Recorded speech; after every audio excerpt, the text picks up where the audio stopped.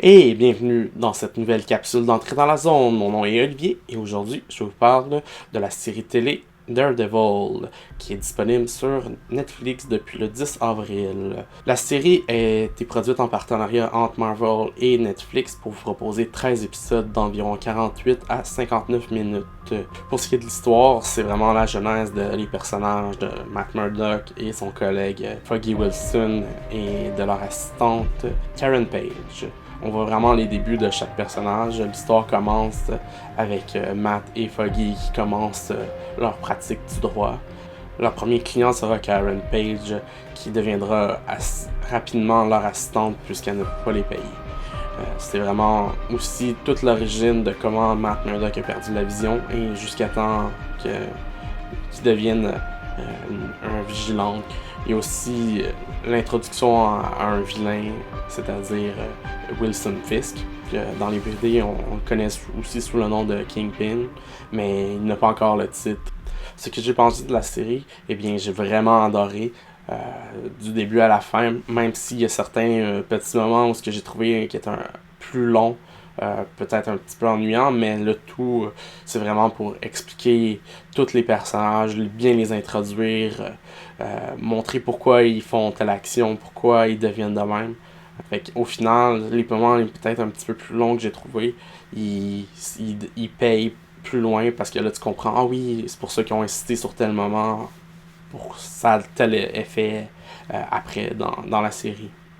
Matt Murdock qui commence vraiment comme un néophyte avec un petit habit vraiment cheap, presque juste en coton avec un petit masque qui recouvre ses yeux. Il mange beaucoup des volets tout au long de la série. Ça vraiment démontre tout l'apprentissage qu'il va faire avant de devenir véritablement Daredevil. La série propose beaucoup de scènes d'action, même si ce n'est pas juste de l'action. Il y a beaucoup de scènes de bagarre qui sont vraiment très bien faites. Les chorégraphies sont hallucinantes, surtout celle qu'il y a à la fin de l'épisode 2, qui est un plan séquence dans un petit corridor. C'est vraiment tout bien fait, c'est vraiment hallucinant. C'était comme wow! En lisant un article que j'ai trouvé sur le web, ça parlait qu'il y avait beaucoup de références à l'univers de Marvel. Par contre, je ne les ai pas toutes vues. Je connais pas assez le personnage de Daredevil. Par contre, j'ai vu quand même quelques références, dont l'apparition de Stan Lee, mais vraiment bien caché. C'est un petit portrait dans le fond d'une scène, dans un poste de police. Il y a aussi une référence à la bataille de New York qui fait référence au premier film de Avenger. Pour ce qui est de reste, j'ai bien hâte de voir si les suppositions vont être justifiées, vérifiées dans la prochaine saison, parce que Marvel a déjà annoncé une seconde saison pour Daredevil avec Netflix. Je sais aussi qu'il va y avoir d'autres séries en partenariat entre Marvel et Netflix pour développer encore plus l'univers cinématographique et télévisuel de Marvel. J'espère que le tout va finir à faire un gros ensemble, un gros melting pot de tout, que ça va devenir vraiment épique à suivre et à visionner. J'ai trouvé que le scénario était vraiment très bien écrit. Tout est vraiment justifié dans la série. Tout est bien amené. La réalisation est vraiment superbe, comme je disais, avec les scènes de combat. Les acteurs font vraiment un très beau travail pour incarner leur personnage.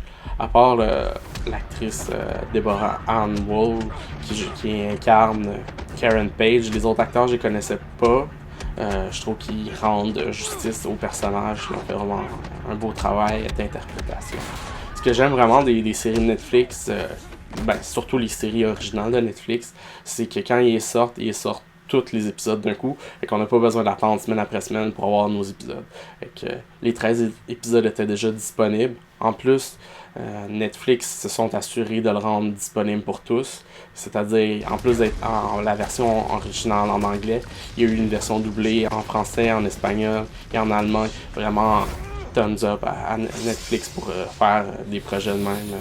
Fait que je recommande à 100% Daredevil sur Netflix. C'est seulement 8$ pour un mois. Vous n'êtes pas obligé de vous rabonner. Et en plus, ça coûte moins cher que d'aller au cinéma. Et vous avez encore plus de contenu à visionner avec ce 8$ là. Alors, Je vous recommande fortement Daredevil et j'ai hâte à la prochaine saison. Alors, c'était Olivier et on se revoit la prochaine fois.